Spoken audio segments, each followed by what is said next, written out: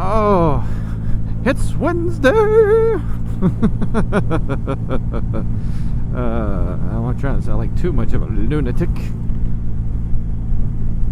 Hi. If you put your phone down, you would see me. They're starting to pull out, getting ready to wax me.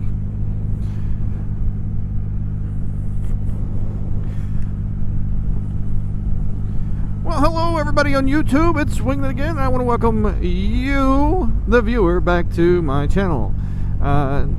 So today I have some really good news. I am at over 50 subscribers. That's right, correct. As of this morning, I had 53 subscribers for my little old nothing channel. And I'd like to say a big thank you out there to my 53 subscribers for making this happen. I mean, that is really cool. Thank y'all so much. The second piece of good news is I went to Danny's Upholstery over in Virginia Beach, right off of Northampton Boulevard. The man put an inch of foam underneath my current seat padding, and my big old seat on my big old bike is so much comfortable for my big old ass. It's like sitting on a cushion of air.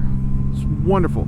The man did great work, did it while I was waiting, made sure it fit, it was on point. Hell yes. If you're in the Norfolk area, you need upholstery done, I would highly suggest Danny's Upholstery. And I did pay for the work before you guys start that, oh, well, you're saying that because he gave it away. No. I pay for good craftsmanship. And I definitely got my money's worth with this. Now, a little bit later, I am going to upgrade to a custom seat. And when it comes time for that, I'm going back. He will get my money again, I promise you. All those things and wonderfulness aside, what I want to talk to you today about is something called social engineering. And I'm not talking social engineering as in what's used for people like getting into your internet access and it. Woo! Damn. All right. What I'm going to get into is, sorry, it's going to take me a second. That was a little close one. What I want to talk about is social engineering as a political science and as it's used in design, marketing, and the gist of that. So what social engineering is it's a discipline in social science that refers to efforts to influence particular attitudes and social behaviors on a large scale, whether by governments, media, or private groups, in order to produce desired characteristics in a target population. So let's just, it's a way to manipulate how people react by changing laws, architectural design, social norms, to get a desired effect from personal behavior. So let's think about that. There is a whole realm of business that's dedicated to marketing. Marketing uses a large amount of social science and social engineering. Simply for the fact is they want you to spend money. Well, what's the best way to get you to spend money? By making the facilities make you want to spend money, to dazzle you, to wow you, to subconsciously get you to act in a way that's beneficial to the company that is trying to sell you something.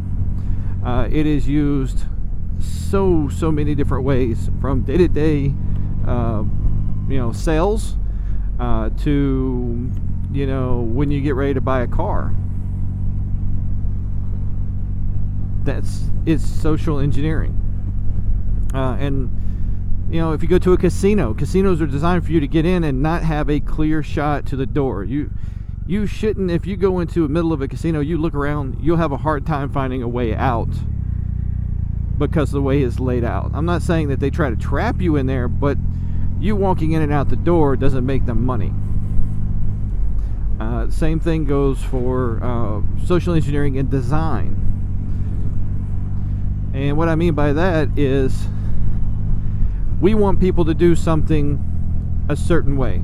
Let's say as the local government, for instance, Norfolk, they want people to cross the road in a safe manner. Well, to do that, what they've done is they've set up crosswalks, and they've set up crosswalks at convenient locations. So if you'll notice, as I come through, you'll see a lot of new crosswalks with median dividers that weren't there a couple months ago.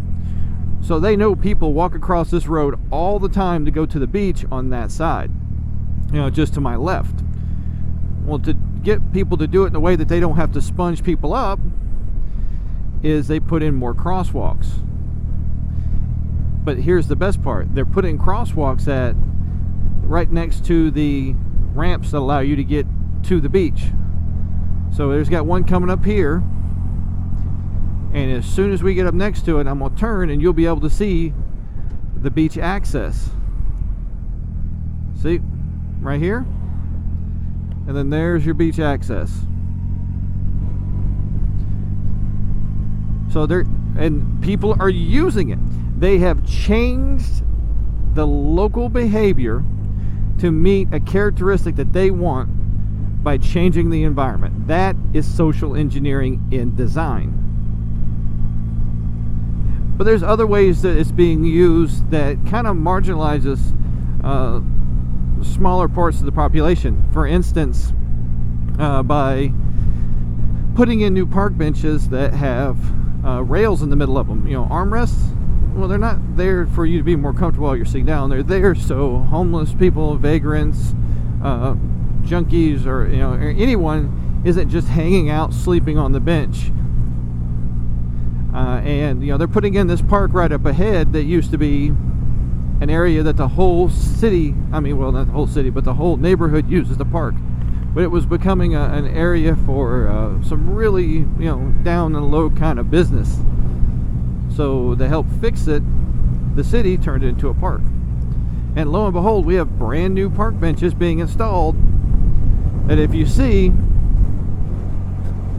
have rails in a way that is not comfortable to sleep on. So people who are homeless or on hard times cannot. My phone's about to fly out.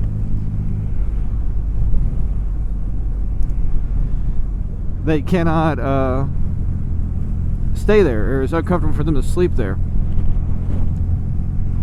Same thing with the newer buildings, and some of the older buildings have been retrofitted with these little metal pieces along the window sills, which I'll try to get a picture up in the description right here, that shows it's to keep people from sitting in the sills and lounging. That's social engineering. So it can be used in a beneficial way for the populace, but at the same time it can also marginalize the people they're trying to keep out, or the people whose behavior they're trying to deter. So social engineering can be a very, very good thing if it's truly is for the greater good. But in the same sense, it can also be used as a way to marginalize small portions of the population. It could be used to try to replace public authority figures with fixtures. So instead of having to have a police officer or a truancy warden or whatever in a location to deter crime, they'll use social engineering and design to do that. Well, so that's a way for a city to justify not spending money on another police billet, or instead of having an extra cop on the patrol now, they can justify, well, we don't need an extra cop because we have parking signs that deter people from doing that, or we have a path that keeps people from having to do it, so we don't need cross guards now for a school. That kind of train of thought. So I would like to hear your comments on this.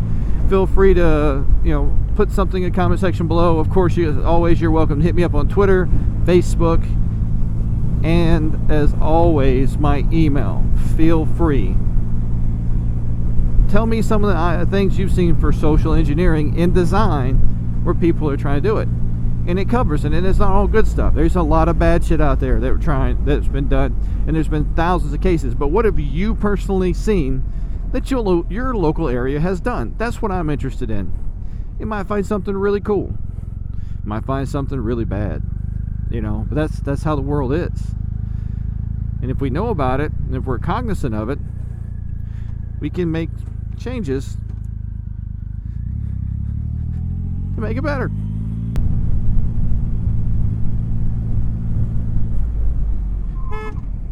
Hey, fucker!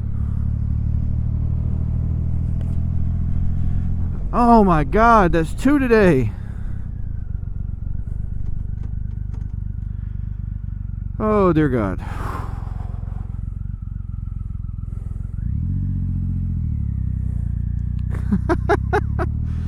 Shit! Hey everybody, it's Wingnut. As usual, like, dislike, subscribe. It's on you. Have a good one.